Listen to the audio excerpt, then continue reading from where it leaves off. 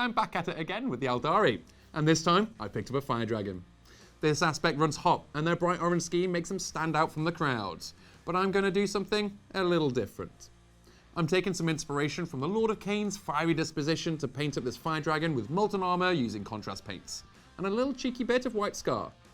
And when I say fiery, I mean hot to touch, with the heat radiating from within. Meaning an inverted scheme with the brightest colours on the recesses is on the cards.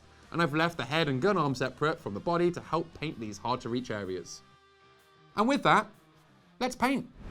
Here we have the list of all the paints we'll be using today to heat up this Fire Dragon, along with the additional tools we've used. If you are new to painting and want to know more about the paints and techniques used in this video, check out the Painting Essentials playlist on our YouTube channel. Before I undercoat the Mini, I'll add a texture to the base to paint a sweet lava floor to match the model. Using Armageddon Dust first for some gritty texture, and once that's dried, I'll add a crackle paint like Agrillon Earth and little but thick splodgers here and there to crackle up over the top. The trick with these texture paints is to really load up the area to really get those big cracks.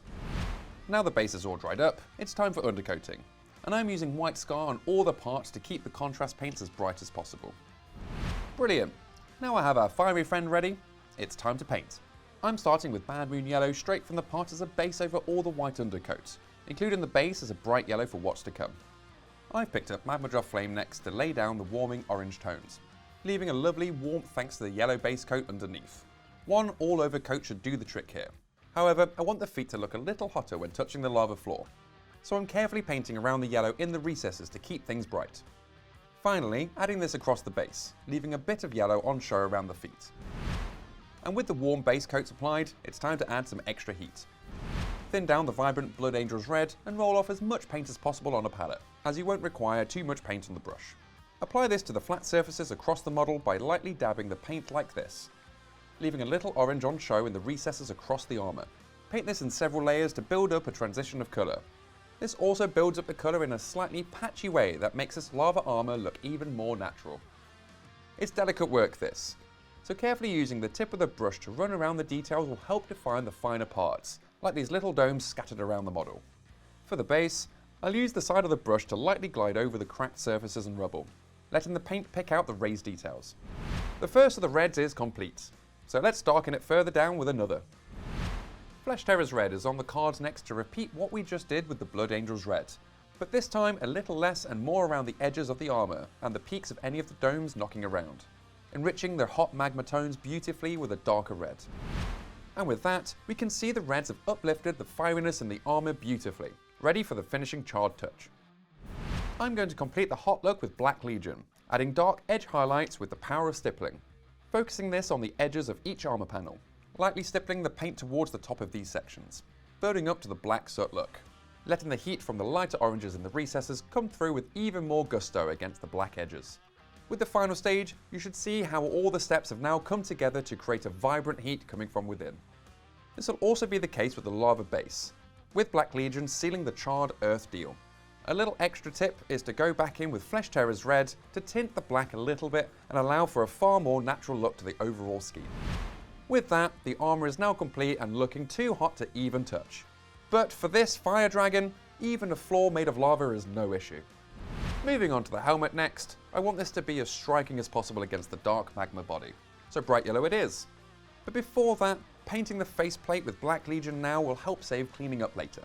If there are any accidental spillover, a quick tidy up with white scar will prepare the rest of the helmet for a bright yellow.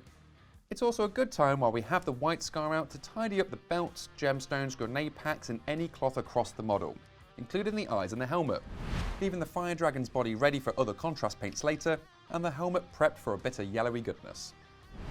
And that bright yellow is Imperial Fist, applied all over the helm in one go.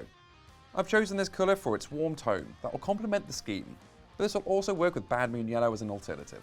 I'm also going to add this to the cloth and the body to make these stand out, along with any of the symbols and gemstones across the model to prepare these for a neat non-metallic effect, which will also be grand over the muzzle of the fusion gun.